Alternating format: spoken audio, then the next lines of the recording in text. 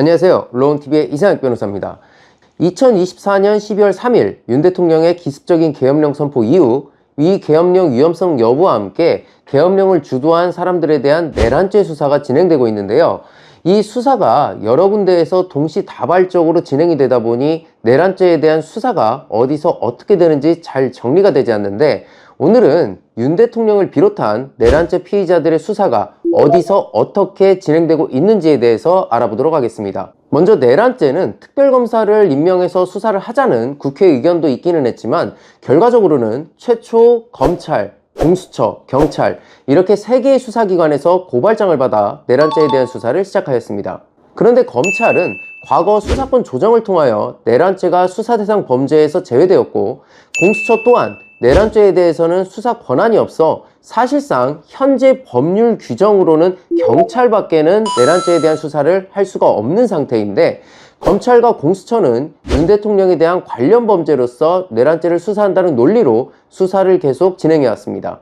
이러한 검찰과 공수처의 수사 권한이 없는 내란죄에 대한 수사는 추후 재판 과정에서 수사의 적법성 또는 위법성의 문제로 수사 과정에서 확보한 진술들의 증거 능력이 탄핵될 수 있다는 한계점이 있는데, 어쨌든 검찰은 이후 내란죄에 가담한 군인들까지 한꺼번에 수사하겠다는 의지로 군 검찰 인력까지 포함한 특별수사본부를 꾸렸고, 공수처도 검사 11명과 수사관 36명을 동원한 인력 전원을 투입하여 비상계엄 및 내란죄에 대한 수사를 진행하였습니다. 이후 경찰 또한 150여 명 규모의 국가수사본부를 꾸렸는데, 이로 인해 윤 대통령 및 관련자들에 대한 내란죄 수사는 검찰과 군검찰이 함께하는 특별수사본부, 그리고 공수처, 그리고 경찰의 국가수사본부, 이렇게 3개의 수사기관이 본격적인 수사를 시작하였고, 각자 수사의 주도권을 잡고자 각자 영장을 청구하고 상호 협력 없이 조사를 진행하게 되면서 중복수사, 수사 혼선이라는 문제가 발생하게 되었습니다.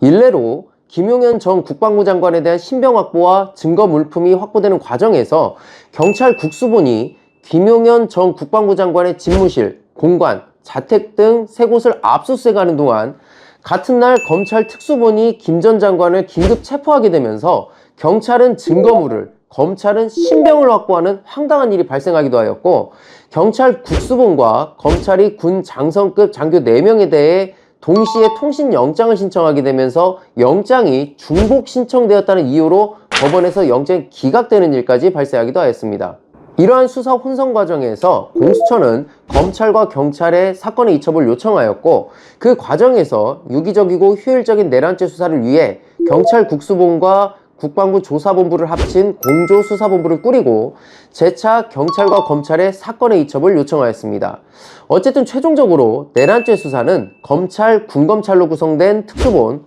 공수처, 경찰, 국방부 조사본부로 구성된 공조본으로 이원화되었고, 이와 같이 수사기관이 정리되는 과정을 거치면서 검찰 특수본은 김용현, 여인영, 곽종군, 박안수, 이진우를, 경찰 국수본은 경찰의 수장인 조지호를 비롯하여 김봉식, 노상원을 구속하였습니다. 그런데 위와 같이 내란죄에 대한 수사기관이 어느 정도 정리된 후 공수처의 사건 이첩 요청에 대하여 경찰은 윤 대통령을 비롯한 내란 피의자들에 대한 사건을 공수처로 보내기는 하였으나, 검찰은 공수처의 수사 이첩 요청을 거부하고 내란죄의 우두머리 피의자로 지목된 윤 대통령에 대한 수사를 끝까지 놓지 않으면서 공수처와 검찰이 윤 대통령을 비롯한 내란죄의 각 피의자들에게 동시에 소환 통보를 하게 되었고, 급기야는 윤 대통령이 검찰과 경찰 중 자신의 선택에 따라 조사를 받을 수사기관을 선택하게 되는 이른바 수사기관 쇼핑이라는 말이 나오는 상황까지 놓이게 되면서 이 부분이 윤 대통령의 소환조사 거부의 명분을 제공하게 되는 단초가 되었습니다. 그러나 공수처와 검찰이 2024년 12월 18일 상호 협의를 통해 윤 대통령과 이상민 전 행안부 장관에 대한 내란 혐의 사건은 검찰에서 공수처로 이첩하고, 그 외 나머지 내란죄 피의자들에 대해서는 공수처가 수사 이첩 요청을 철회하여 검찰에서 수사를 진행하는 것으로 결정하게 되면서 윤 대통령과 이상민 전 행안부 장관에 대해서는 공수처가 포함된 공조본이, 나머지 내란죄 피의자들에 대해서는 검찰의 특수본이 수사를 맡게 되는 것으로 수사에 대한 교통정리가 마무리된 상황입니다. 내란죄에 대한 수사보다도 내란죄를 어느 수사기관에서 담당할지에 대한 정리가 더 복잡했던 것 같은데, 결론적으로 수사기관은 공조본과 검찰의 특수본으로 이어나,